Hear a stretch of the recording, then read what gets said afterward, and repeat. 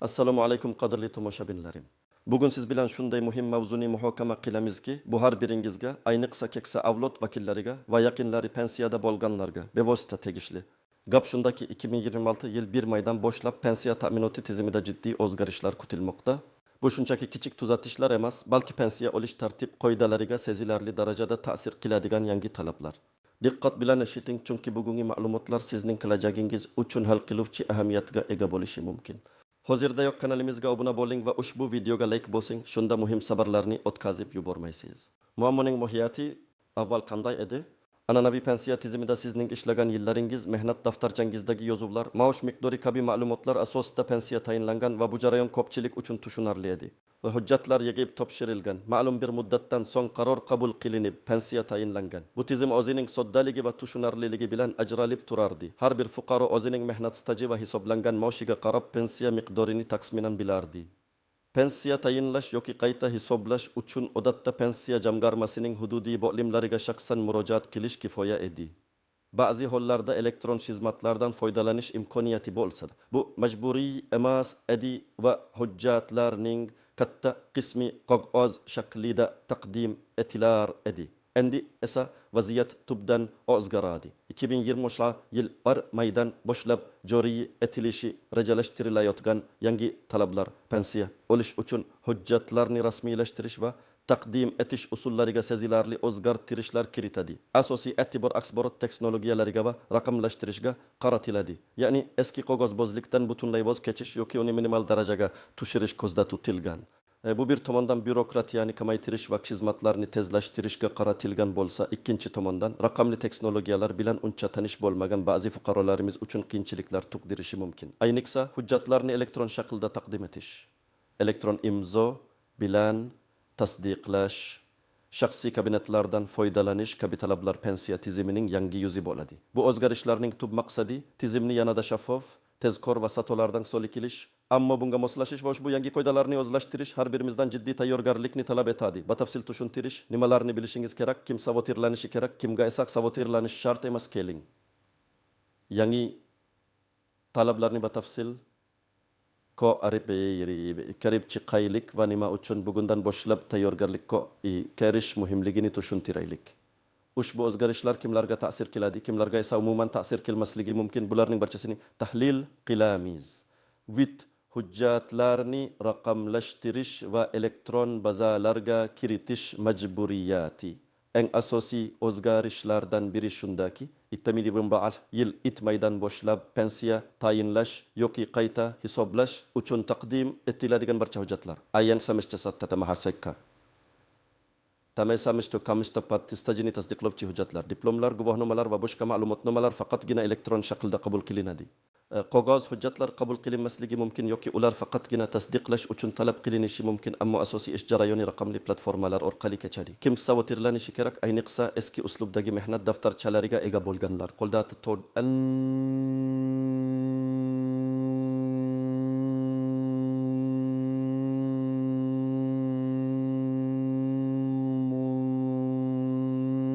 shuningdek shaxsiy arxivlarda qog'oz shaklida saqlanadigan ma'lumotnomalari ko'p bo'lgan fuqarolar, ularning hujjatlari hali elektron bazalarda mavjud bo'lmasligi mumkin. Bu esa bu hujjatlarni mustaqil ravishda raqamlashtirish yoki tegishli tashkilotlar orqali raqamli bazalarga kiritish zaruratini keltirib chiqaradi. Bu jarayon vaqt talab qilishi mumkin. Kimga savotirlanish shart emas. Agar sizning barcha mehnat stajingiz, oylik maoshingiz va boshqa ma'lumotlaringiz allaqachon elektron mehnat daftarchasi tizimida, masalan, yagona milliy mehnat tizimida aks ettirilgan bo'lsa va sizning ma'lumotlaringiz to'liq raqamlashtirilgan bo'lsa, sizga savotirlanish shart emas. Chunki pensiya jamg'armasi barcha kerakli ma'lumotlarni bevosita ushbu elektron bazalardan oladi. Hali hujjatlari raqamlashtirilmaganlar uchun juda muhim misol Farida opa Asapur yoshda. U butun umrini qishloq maktabida o'qituvchilik qilib o'tkazgan. Uning mehnat daftarchasi eski uslubda qo'lda to'ldirilgan va o'tgan asrning assin yillaridan boshlab barcha yozuvlar qog'oz shaklida. Farida opa umrida kompyuterga yaqinlashmagan, hatto smartfonidan faqat qo'ng'iroq qilish uchun foydalanadi. Uning nafaqaga chiqish vaqti 2024 yil oksiriga to'g'ri keladi. yangi qoidalarga qo'ra farida opaning butun mehnat stajini tasdiqlovchi hujjatlar avvalo raqamlashtirilishi va tegishli elektron bazalarga kiritilishi kerak bo'ladi. Agar u bu jarayonni oldindan boshlamasa, nafaqa olish jarayoni jiddiy kechikishi mumkin. Unga qizlaridan biri yoki mahalla faollari yordamida maktab arxividan kerakli ma'lumotnomalarni olib, ularni skanerlash va tegishli platformalarga yuklash kerak bo'ladi. Bu harakatlar o'z vaqtida amalga oshirilmasa, Farida opa bir necha oylab nafaqa ololmay qolishi ehtimoli bor. Elektron imzo imzo majburiyati. Pensiya ta'minoti bo'yicha har qanday murojaat, ariza yoki boshqa hujjatlarni tasdiqlash uchun elektron imzo talab qilinadi. Bu an'anaviy qog'oz imzoning raqamli ekvivalenti bo'lib, hujjatning haqiqiyligini va uni taqdim etgan shaxsning shaxsini tasdiqlash uchun xizmat qiladi. Kim savotirlanishi kerak? Hali elektron imzoga ega bo'lmagan yoki undan foydalanishni bilmaydigan barcha fuqarolar. Elektron imzo olish jarayoni ham ma'lum bir vaqtni talab qiladi va uning foydalanish qoidalarini bilish muhim. Kimga savotirlanish shart emas. Agar siz allaqachon elektron imzoga ega bo'lsangiz va undan turli davlat xizmatlarida foydalana olsangiz, sizga savotirlanishga hojati yo'q. Boshqa bir misol, aka Rustam va Dilshod. Ikkalasi ham nafaqada, lekin ularning vaziyatlari turlicha. Rustam aka 70 yoshda, u hech qachon elektron imzo olmagan. Uning pensiyasi bir necha yildan beri beriladi. Ammo agar Rustam aka kelajakda o'z pensiya turini o'zgartirishni xohlasa, masalan, boquvchisini yo'qotganlik pensiyasidan nogironlik pensiyasiga o'tish zarurati tuqilsa yoki pensiya miqdorini qayta hisoblashni talab qilsa, bu murojaatlar faqatgina elektron imzo orqali qabul qilinadi. U oldindan imzo olishi va undan foydalanishni o'rganishi kerak bo'ladi. Aks holda u o'z murojaatini amalga oshira olmaydi. Dilshod aka esa 65 yoshda, u yoshligidan texnologiyaga qiziqqan va allaqachon tadbirkorlik bilan shug'ullanish maqsadida imzo olgan. U davlat xizmatlari portalidagi shaxsiy kabinetidan foydalanishni yaxshi biladi. Agar Dilshod aka pensiya bilan bog'liq har qanday masalada murojaat qilishi kerak bo'lsa, u hech qanday qiyinchiliksiz o'z imzosi orqali barcha hujjatlarni onlayn tarzda tasdiqlay oladi.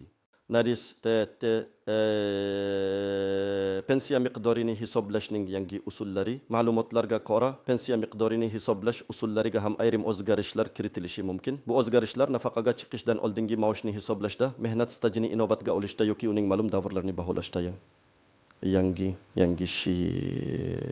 koefitsiyentlar joriy etilishi bilan bog'liq bo'lishi mumkin. Kim savotirlanishi kerak? Ayniqsa ko'p yillar davomida norasmiy sektorda ishlagan yoki maoshi konvertda berilgan fuqarolar. Ularning rasmiy maoshlari past ko'rsatilganligi sababli pensiya miqdori kutilganidan kamroq bo'lishi mumkin. Shuningdek, ma'lum davrlarda ishsiz bo'lganlar yoki staji tasdiqlanmagan davrlari borlar. Kimga savotirlanish shart emas. Agar siz butun mehnat faoliyatingiz davomida rasmiy ish haqi olgan bo'lsangiz va barcha badallar pensiya jamg'armasiga to'langan bo'lsa, sizning pensiya hisobingizda hech qanday muammo bo'lmasligi kerak. 3-chi misol. Gani aka 70 yoshda, uning mehnat stajida 5 yillik tanaffus bor. U davrda xususiy sektorda norasmiy ishlagan. Yangi qoidalarga ko'ra, norasmiy ishlagan davrlarning pensiya hisobiga ta'siri yanada qattiqroq bo'lishi mumkin. Agar Gani aka bu davrlarni qonuniy ravishda tasdiqlay olmasa, masalan, yakka tartibdagi tadbirkor sifatida belgilangan minimal badallarni to'lash orqali, u holda uning pensiya stajidan o'sha yil olib tashlanadi va pensiya miqdori sezilarli darajada kamayadi. Uning davlat korxonasida ishlagan 30 yillik staji elektron bazalarda mavjud bo'lsa-da, aynan norasmiy ishlagan davrlardagi muammo uning savotirga solishi kerak. Umar aka esa 63 yoshda. Uning barcha 35 yillik mehnat staji davlat korxonalarida o'tgan. Barcha ish haqi rasmiy hisoblangan va barcha soliq va ijtimoiy badallar o'z vaqtida to'langan. Uning holatida pensiya miqdorini qayta hisoblashda yoki tayinlashda hech qanday muammo yuzaga kelmaydi, chunki uning barcha ma'lumotlari elektron tizimda aniq aks etgan. Istisnolar, kamchiliklar va noaniq nuanslar. Har qanday yangi tizimda bo'lgani kabi bu yangi pensiya talablarida ham o'ziga xusus istisnolar, e'tibordan chetda qolishi mumkin bo'lgan kamchiliklar va noaniq nuanslar mavjud. Ularni bilish sizni kutilmagan vaziyatlardan himoya qiladi. 1. Jismoniy imkoniyati cheklangan shaxslar va keksa yoshdagilar uchun istisnolar. Hukumat odatda jismoniy imkoniyati cheklangan shaxslar va o'ta keksa yoshdagi fuqarolar, masalan 70 yoshdan oshganlar uchun yangi raqamli talablarga moslashishda maxsus yengilliklar yoki yordam dasturlarini joriy etadi. Bu ularning nomidan hujjatlarni rasmiylashtirishda ishonchli vakillar yordamidan foydalanish imkoniyatini kengaytirish, uyga borib xizmat ko'rsatish yoki pensiya jamg'armasining xodimlari tomonidan shaxsan yordam berish kabi choralarni o'z ichiga olishi mumkin. Ammo bu istisnolar har doim ham avtomatik tarzda qo'llanilmasligi mumkin. Shuning uchun bu toifadagi fuqarolar va ularning yaqinlari o'z huquqlarini bilishlari va tegishli organlarga murojaat qilishlari kerak. Misol uchun 60 yoshli bibi Solaning harakatlanishi qiyin. Uning nomidan jiyanining pensiya jamg'armasiga borib, hujjatlarni raqamlashtirishda yordam so'rash huquqi bo'lishi kerak. Ammo bu haqda oldindan bilib qo'yish shart. 2. Teknik nosozliklar va tizimdagi uzilishlar. Hatto eng zamonaviy raqamli tizimlar ham teknik nosozliklar, internet uzilishlari yoki server yuklamalari tufayli vaqtincha ishlamay qolishi mumkin. Bunday hollarda pensiya hujjatlarini topshirish yoki ma'lumotlarni yangilash kechikishi mumkin. Bu ayniqsa pensiya tayinlash muddatlari yaqinlashib qolganda jiddiy muammo tug'dirishi mumkin. Shuning uchun barcha ishlarni oxirgi muddatga qoldirmasdan imkon qadar oldindan amalga oshirish tavsiya etiladi. Oldindan rejalashtirish va har qanday kutilmagan vaziyatlarga tayyor turish juda muhim. Agar tizim vaqtincha ishlamay qolsa, bu sizning aybingiz bilan pensiya kechikishiga olib kelmasligi uchun hujjatlarni topshirganlik haqida elektron chek yoki tasdiqlash xabarlarini saqlab qo'yish zarur.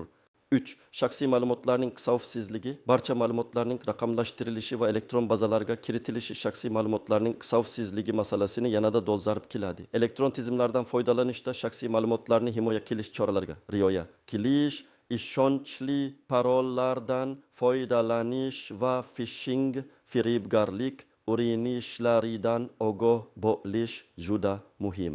Hech qachon shaxsiy ma'lumotlaringizni pasport seriyasi, pinfel, elektron imzo kaliti begona shaxslarga bermang. Raqamli dunyoda firibgarlik holatlari ko'payganligi sababli ayniqsa keksa fuqarolar diqqatli bo'lishlari shart. Masalan, pensiyangizni qayta hisoblashda yordam beramiz deya sizdan elektron imzo kaliti yoki shaxsiy ma'lumotlaringizni so'raydigan shaxslarga ishonmaslik kerak. Barcha operatsiyalar faqat rasmiy platformalar orqali amalga oshirilishi lozim. 4. Chekka hududlardagi aksborot tushunchasi. Shaharlarda internet va texnologiyalardan foydalanish darajasi yuqori bo'lsa-da, chekka qishloq joylarida aholining raqamli savodsonligi past bo'lishi mumkin. Bunday hududlarda pensiya bilan bog'liq yangi talablar haqida ma'lumot yetarlicha yetib bormasligi aholining tushunmovchiliklariga sabab bo'lishi ehtimoli bor. Bu pensiya jamg'armasi va mahalla faollari zimmasiga katta mas'uliyat yuklaydi. Ular aksborotni to'g'ri va tushunarli shaklda yetkazib shoshlaq alalalari kakashirazalar. Agar siz chekka hududda yashasangiz va yangi qoidalar haqida to'liq ma'lumotga ega bo'lmasangiz, mahalla fuqarolar yaqinlariga yoki tuman pensiya jamg'armasi bo'limiga murojaat qilishdan tortinmang. Ular sizga yordam berishi shart. 5. Qayta hisoblash mexanizmlari. Pensiya qonunchiligidagi o'zgarishlar faqat yangi tayinlanadigan pensiyalarga emas, balki ilgari tayinlangan pensiyalarni qayta hisoblash mexanizmlariga ham ta'sir qilishi mumkin. Bu degani, agar siz allaqachon pensiya oluvchi bo'lsangiz ham ma'lum bir sharoitlarda, masalan, qo'shimcha ish staji paydo bo'lganda, oilaviy holat o'zgarganda, sizning pensiyangizni qayta hisoblashda yangi talablarga rioya etishingiz talab etiladi. Shuning uchun men allaqachon nafaqadaman, menga tegishli emas deya sotirjam bo'lish noto'g'ri bo'lishi mumkin. Har qanday o'zgarishlar sizga ham ta'sir qilishi mumkinligini yodda tuting. Amaliy maslahatlar, tomoshabin nima qilishi kerak, endi eng muhim qismiga o'tamiz. Siz hozirdan nima qilishingiz kerak? Qanday aniq qadamlarni qo'yishingiz lozim? 1. Hujjatlaringizni hozirdan tartibga soling va raqamlashtiring. Birinchi va eng muhim qadam barcha mehnat stajingizni tasdiqlovchi hujjatlarni, mehnat daftarchasi, arxiv ma'lumotnomalari, diplomlar, guvohnomalar bir joyga to'plash. Ularni diqqat bilan ko'rib chiqing. Agar ularda biron bir qisqato yoki kamchiliklar bo'lsa, masalan saten enta buni azatu tat familiano sa astatim no atoroto tatagi ottan magezeri badetbedi videoda yozilgan bayon nag satsizdan sana satu ko'rsatilgan debi da hozirdan tuzatish choralarini ko'ring. Da keyin barcha qog'oz hujjatlaringizni sifatli skanerlang. Da har bir hujjatni alohida PDF fayl sifatida saqlang va fayllarni aniq nomlang.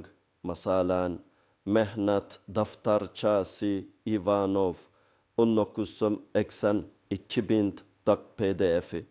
Bu raqamlashtirilgan hujjatlarni kompyuteringizda yoki bulutli sotirada savsiz joyda saqlang.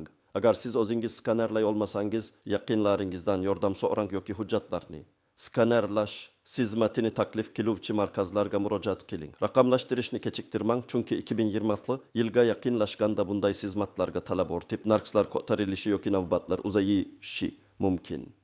Shuningdek, hujjatlaringiz elektron bazada mavjudligini tekshirish uchun yagona interaktiv davlat xizmatlari portalidagi MyGov.uz mehnat daftarchasi bo'limidan foydalaning. Agar u yerda ma'lumotlaringiz to'liq bo'lmasa, ish beruvchingizga yoki pensiya jamg'armasiga murojaat qiling. Elektron imzo, e-imzo oling va undan foydalanishni o'rganing. Agar sizda hali elektron imzo bo'lmasa, uni hozirdan oling. Elektron imzoni davlat xizmatlari markazlaridan yoki onlayn tarzda maxsus saytlar orqali olish mumkin. Odatda u bir necha yilga beriladi va ma'lum bir to'lov evaziga rasmiylashtiriladi. E-imzo olganingizdan so'ng uni kompyuteringizga o'rnating va undan foydalanishni qiling. Masalan, MyGov.uz portalida kichik bir arizani elektron imzo bilan tasdiqlab ko'ring. Bu sizga jarayonni tushunishga va qiyinchiliklarni oldindan aniqlashga yordam beradi. Unutmang, e-imzo sizning shaxsiy kalitingizdir. Uni hech kimga bermang va parolini savsiz saqlang. Yagona interaktiv davlat xizmatlari portalida MyGov.uz shaxsiy kabinet oching va undan foydalanishni o'rganing. Agar sizning MyGov.uz portalida shaxsiy kabinetingiz bo'lmasa, darhol ro'yxatdan o'ting. Bu portal kelajakda pensiya bilan bog'liq barcha masalalarni hal qilish uchun asosiy platforma bo'ladi. U yerda siz o'z mehnat stajingizni tekshirishingiz, pensiya hisobingiz holatini kuzatishingiz va zarur bo'lganda pensiya jamg'armasiga onlayn murojaat qilishingiz mumkin. Portalda ro'yxatdan o'tish oddiy. Sizga pasport ma'lumotlari va mobil telefon raqami kerak bo'ladi. Shaxsiy kabinetga kirishni va uning imkoniyatlarini o'rganishni hozirdan boshlang. Pensiya jamg'armasi bo'limlariga yoki davlat xizmatlari markazlariga murojaat qiling. Agar sizda yuqoridagi qadamlar bo'yicha savollar tugilsa yoki biron bir narsa noaniq bo'lsa, tumaningizdagi pensiya jamg'armasi bo'limiga yoki davlat xizmatlari markazlariga murojaat qiling. Ular sizga barcha zarur ma'lumotlarni berishlari va hujjatlarni raqamlashtirishda yoki e-imzo olishda yordam berishlari kerak. Ayniqsa 2026 yil 1 maygacha qolgan vaqtni samarali foydalanish uchun. Pensiya yoshiga yaqinlashayotganlar yoki pensiya oluvchilar uchun konsultantlarga murojaat qilish juda foydali bo'ladi. Oldindan barcha savollaringizga javob toping. Doimiy ravishda yangiliklarni kuzatib boring. Pensiya qonunchiligi doimiy ravishda o'zgarib turadi. Rasmiy manbalardan hukumat saytlari OAV pensiya jamg'armasi sayti. Keladigan yangiliklarni doimiy ravishda kuzatib boring. Bizning kanalimiz ham sizni bu boradagi so'nggi o'zgarishlar bilan doimiy ravishda tanishtirib boradi. Shuning uchun obuna bo'lishni unutmang. Xulosa va yakuniy chorlov aziz do'stlar, bugun biz 2026 yil 1 maydan boshlab pensiya ta'minoti tizimida kutilayotgan jiddiy o'zgarishlarni batafsil muhokama qildik. Esingizda tuting, bu o'zgarishlar faqatgina kelajakdagi nafaqa shoirlarga emas, balki allaqachon pensiyada bo'lganlarga ham tegishli bo'lishi mumkin. Hujjatlarni raqamlashtirish, elektron imzo olish, MyGov.uz portalidan foydalanishni o'rganish kabi qadamlar bugun kechiktirib bo'lmas vazifadir. Oldindan tayyorgarlik ko'rish orqali siz o'zingizni kelajakdagi ortiqcha tashvishlardan va ehtimoliy kechikishlardan himoya qilasiz. Umid qilamanki, bugungi video siz uchun foydali bo'ldi. O'z fikrlaringizni, savollaringizni va ushbu mavzu bo'yicha tajribalaringizni izohlarda yozib qoldiring. Har biringizning fikringiz biz uchun muhim. Videoga like bosishni va kanalimizga obuna bo'lishni unutmang. Shunda muhim ma'lumotlarni birinchilardan bo'lib olishda davom etasiz. O'zingizni va yaqinlaringizni asrang. Keyingi videolarda ko'rishguncha sayr.